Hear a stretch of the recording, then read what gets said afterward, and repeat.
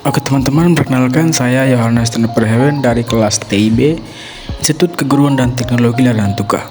Di sini saya akan menjelaskan tentang deterministik automata hingga dan non-deterministik automata dengan dosen pengampunya Roberta Oron-Hurin dengan mata kuliah teori graf dan automata. Oke teman-teman, sebelum kita masuk lebih lanjut tentang DFA, kita harus perlu tahu dulu finite state automata. Jadi finite state automata ini bukanlah suatu mesin fisik ya, tapi dia ini adalah model matematika dari suatu sistem yang menerima input dan output. FSA ini berhingga teman-teman ya, jadi dia dapat berpindah dari satu tempat ke tempat lainnya, atau yang biasa kita sebut dengan state. Jadi state-nya ini dinyatakan oleh fungsi transisi dan dia dinyatakan dalam 5 tupel. Yang pertama adalah key atau himpunan state atau kedudukan, kemudian sigma atau himpunan simbol input atau masukan, kemudian fungsi transisi, state awal, kemudian state akhir atau finish. Oke, yang pertama kita masuk ke DFA atau deterministic finite automata. Dari DFA ini dia dapat pindah dari satu state ke state berikutnya untuk setiap simbol input atau masukan yang diterima. Contohnya teman-teman bisa lihat pada transisi yang diagram ini. Jadi konfigurasi DFA nya ini seperti pada contoh ya teman-teman ya. Himpunannya itu ada key 0, key 1 dan key 2. Input atau masukannya itu adalah A dan B. Kemudian state awalnya itu adalah key 0 dan state finishnya adalah key 2. Fungsi-fungsi transisinya adalah sebagai berikut. Key 0 jika di input A, maka dia tetap ke key 0. Key 0 jika di input B, dia akan ke state key 1. Yang berikut jika key 1 dia diberi input A, maka dia akan berpindah ke key 1. Dan jika key 1 kita inputnya B, maka dia akan berpindah ke state key 2. Dan jika key 2 nya kita beri input A, maka dia akan kembali ke state key 1. Dan key 2 jika kita input B, maka dia akan tetap ke key 2. Yang berikutnya adalah NFA. Pada NFA, dalam satu state bisa terdapat 0, 1 atau lebih busur keluar berlabel simbol yang sama. Jadi setiap pasangan state input kita bisa memiliki 0 atau lebih pilihan untuk ke state berikutnya. Contohnya teman-teman bisa lihat pada diagram transisi berikut. Jadi pada contoh diagram tadi terdapat 2 busur keluar berlabel input A dari state key 0. Bila mendapat input A, dia bisa berpindah ke state key 0 atau key 1. Konfigurasi NFA di atas tadi,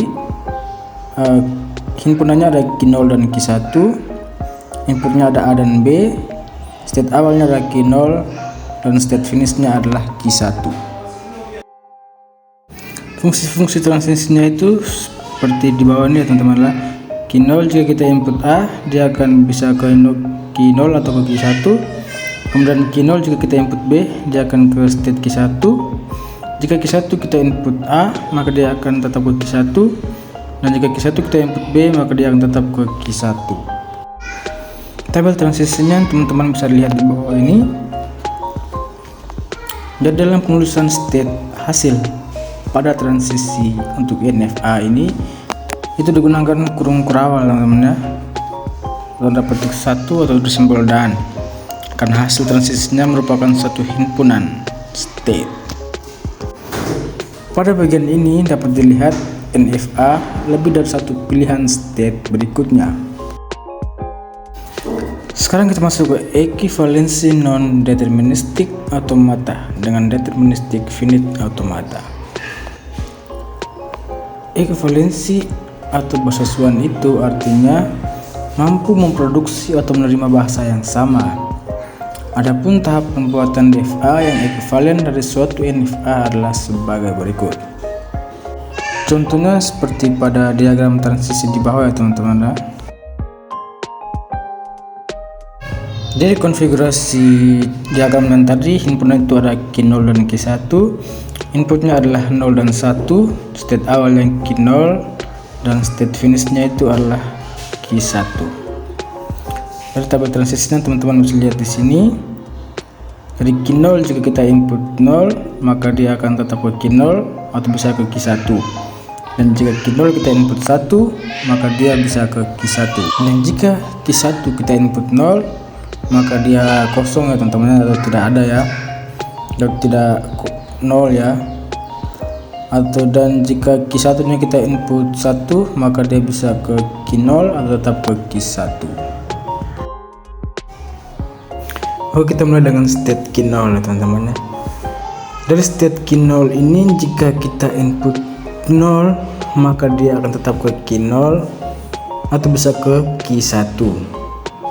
Dan jika kita input 1 maka dia akan berpindah ke state Q1. Untuk selanjutnya kita telusuri setiap state baru yang terbentuk ya teman-teman ya. Jadi Q0 jika kita input 0 maka dia 0 ya teman-teman ya. Q1 kita input 1 dia sama dengan bisa ke Q0 atau ke Q1.